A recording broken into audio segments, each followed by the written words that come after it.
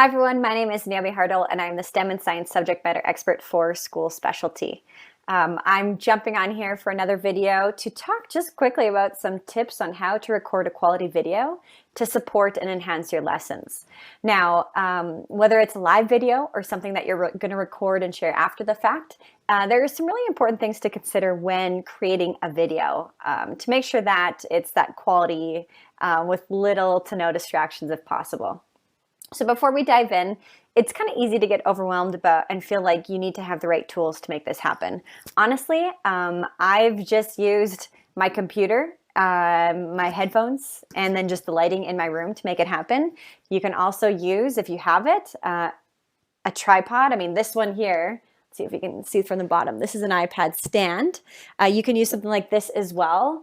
And then honestly, to hold my phone onto it, I've just used some hair ponytails, some hair ties, and just to hold it on and into place. So there's not a whole high quality things that you need to make this happen, whether you're using your phone or your computer to do that recording. So we're going to jump in. We're going to talk about different things that you can do, but I promise it's pretty simple to do.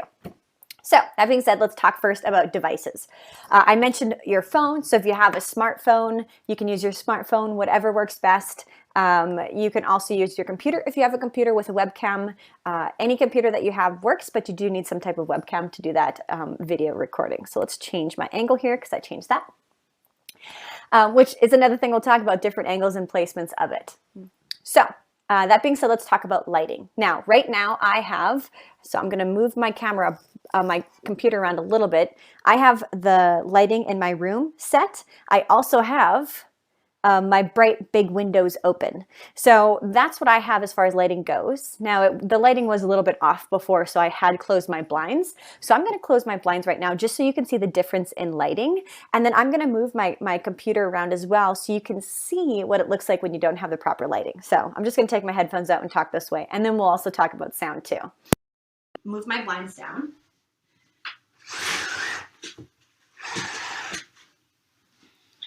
All right, so you can see that's a little bit darker in here. My camera is adjusting to that lighting.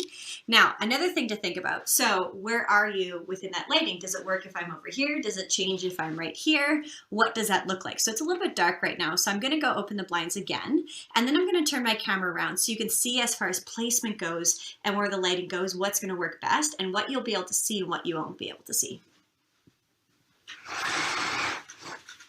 Okay, so blinds are fully up. So now what I'm gonna do, so lighting is much better in here now. I'm actually gonna turn, don't mind any of the mess because this is something else we're gonna talk about. So move this out of the way for right now. So my camera is adjusting, right? You can see a little bit more of my background here and what's outside than being able to see me. So if I move up closer, it's going to adjust a little bit as far as that lighting goes. You can see less in the background, a little bit more of me, but again, you have that bright light behind you. This is why it's key to make sure that when you're filming, that lighting is proper. Now, if I move this way, right, you can see me a whole lot better, but on this side over here, there it is, you still get a little bit of that bright distraction. So this is why we're going to keep turning the camera over here. So you see that nice bookshelf, you see my plant, you see everything that's kind of just least amount of distractions as possible. So some things to think about when you're trying to figure out that lighting and what works. Another thing that some people do, and I've done this before in other videos, is you'll have, so now I'm facing my window, so I have that natural light. So you see me a little bit better as well, a little bit less in the background. So lots of different things to think about when we are filming. So I could come sit here in front and then you're gonna get that nice light on me, a little bit less on the background. So again, lots of things to think about as far as lighting goes and depending on the look that you're trying to go for. So I'm gonna put it back to where we had it before, up on my desk. And again, you can see a little bit, there's a little bit of a mess on it, but we're gonna talk about getting rid of that clutter in a little bit here too. So we talked a little bit about lighting. The other things you want to think about too, you don't need to have a really nice ring light. I'm going to pop my headphones back in. The microphone a little bit better. So you don't need that ring light. There's a lot of people that will do that, you know, professional YouTubers or professional videographers will use a ring light to kind of help bring that lighting back. You could just use the natural light. But just another thing for you to think about, I don't expect you to go out and buy a ton of things to make this happen. You can use the tools at hand. So lighting, natural light, use the lighting in your room. That all works. Next thing, placement. So for me right now, I have and I had shown you what my standing desk looked like. You could also prop your phone or your computer up onto a bunch of books. When I first started working from home, that's what I used. I didn't have a standing desk. I had a bunch of textbooks from university that I didn't use anymore, and just used that as my standing desk and propped my computer up there whenever I did any type of filming.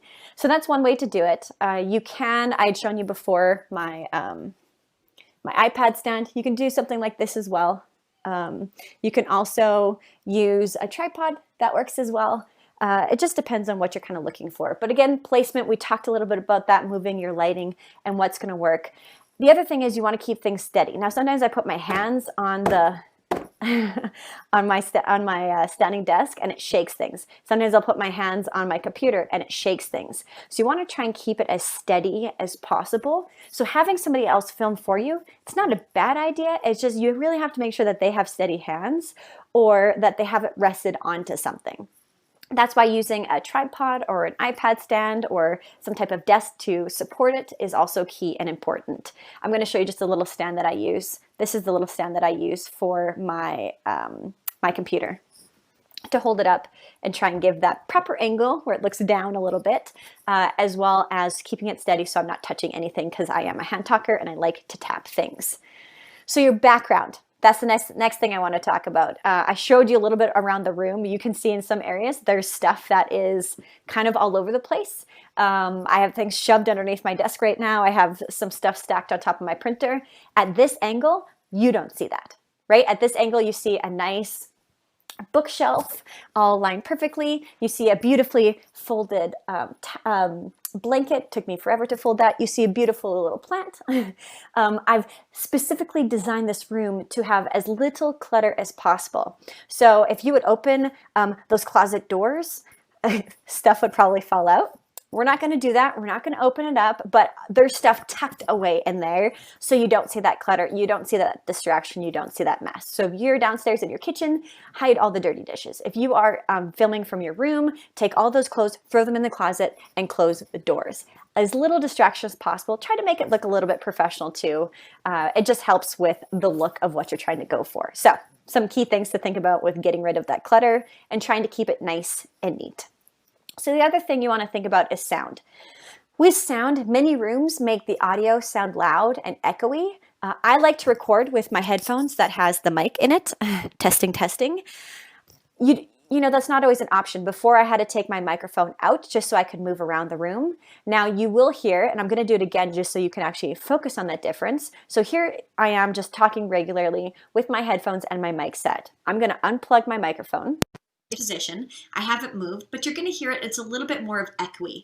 You might hear a little bit more of the background noise. For me, I like to use those headphones to try and minimize that background noise if possible. My dog was just out the door before whining. Hopefully you didn't hear that because I was using my microphone. Now, if I wasn't, you might have heard that whining piece. So all different things to think about. Now, if you are going to be standing back here doing some type of activity, you might not have the luxury of having a microphone to use. So you really have to project that voice and just hope and talk to the people in your house to try and minimize that noise around in the background piece. So lots of things to think about as far as that sound goes.